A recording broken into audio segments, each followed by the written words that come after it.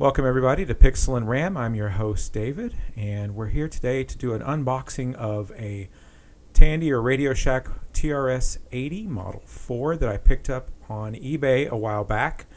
This is the first unboxing. You're looking here at a non-functioning, and I'm going to start doing a little bit of a simple clean with a paper towel and a little bit of just wetted down with some water. You can see that the machine itself is quite dirty. This machine came in the mail very well packed. Sorry for my body being in the way, but I'm getting used to these camera angles. It's taken me a little bit of time. So there's a lot of dirt on the case. When I opened it up, this unit was not functioning. And when we open it up, I think in this video or the next one, you'll see that there were a lot of cables that were detached. I have not tested any of the components.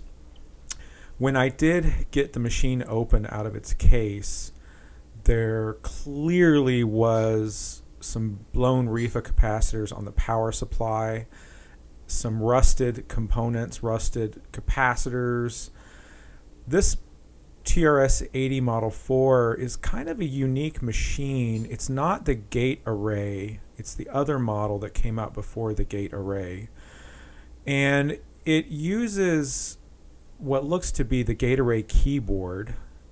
And strangely enough, the power supply in this box looks like a Model 4P power supply. When I looked up the power supply diagrams online. Now, there were no cracks, there were no damages to the case itself. It's just really discolored.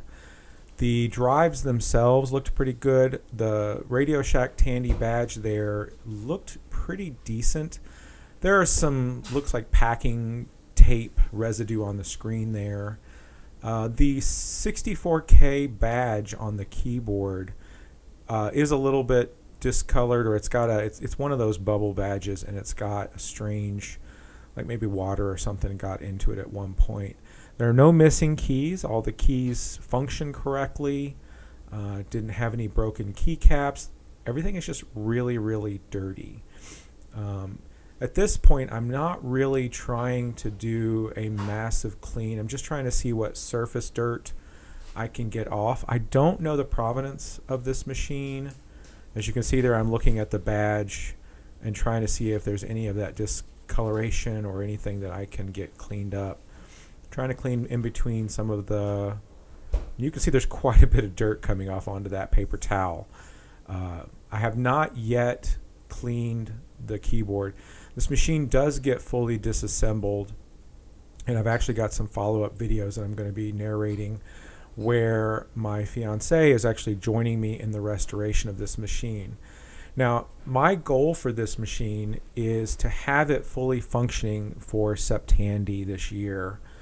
I wanted to go ahead and get it unboxed and cleaned and see what functions, get the power supply working on. I've got some video of me pulling out those bad capacitors, definitely pulling out. There was one large reefer filter capacitor that was completely blown. Thankfully, it didn't blow in my house. It blew with the other owner. Now, what I'm doing here again is just using some plain old tap water on paper towels, pretty good paper towels actually, and just seeing what surface material I can get off of the case. And we'll kind of speed up through this, and I'll play a little bit of music for you.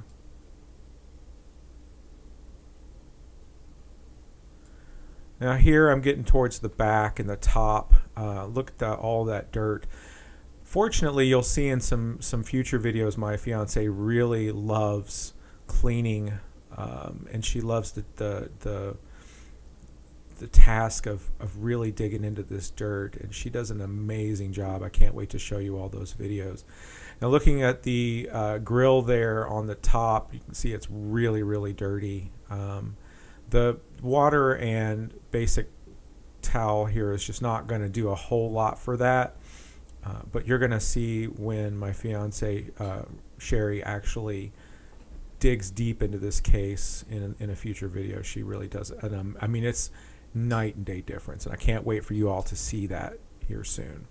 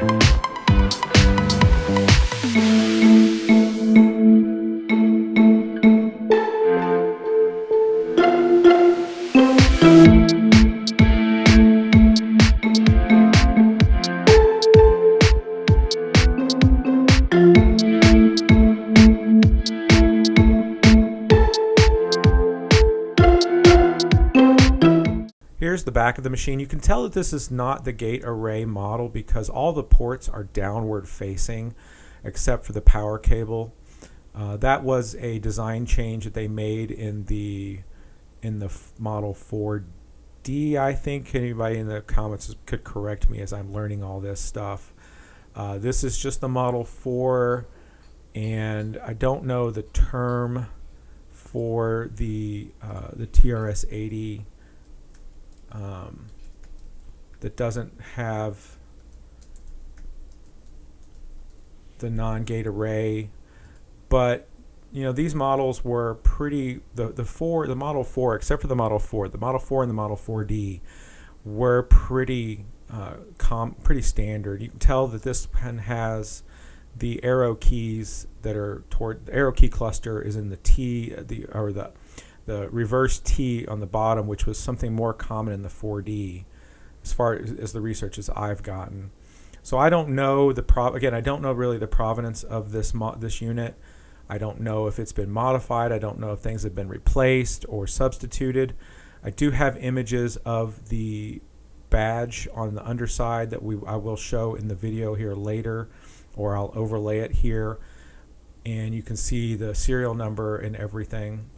This was just an eBay listing that I happened upon, and it was a really good deal. It was great shipping. The seller was great at shipping. It came bubble wrapped to the hilt, so my hope is that the CRT still works and that there's not a whole lot that I have to do to the CRT, as I've never repaired a CRT, and I'm just getting my feet wet with a lot of this type of repair, as you can probably tell. Here I've introduced a little bit of 99% IPA on a paper towel. Actually, these are painting cloths or just kind of rags that you can buy at your box store. And seeing if the 99% IPA can get through some of this. Didn't really see a major amount of improvement with the IPA. As you can tell, I'm already closing up the bottle. My fiance, in the future videos, she really gets into this with a magic eraser and some soapy water.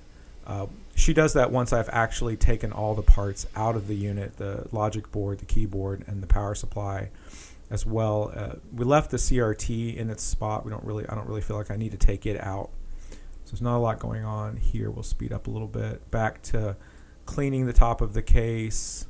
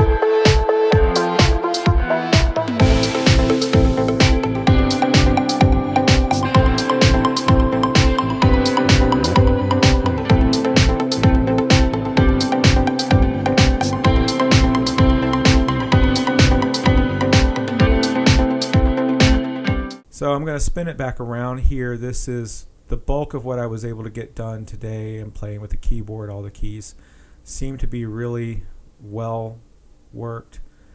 And we're going to do cleaning on the cable. The cable was very dirty. So this was probably in somebody's garage. Didn't see any water damage. There's some rusting, but you know, this is an early 80s machine, so it's quite old.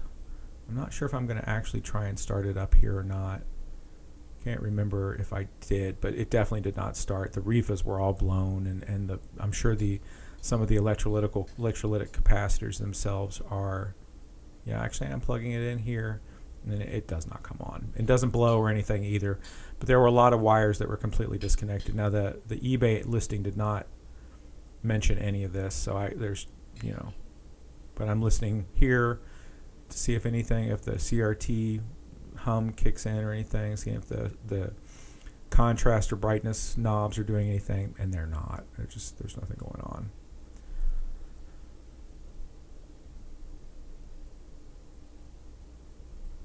Again, nothing is really happening.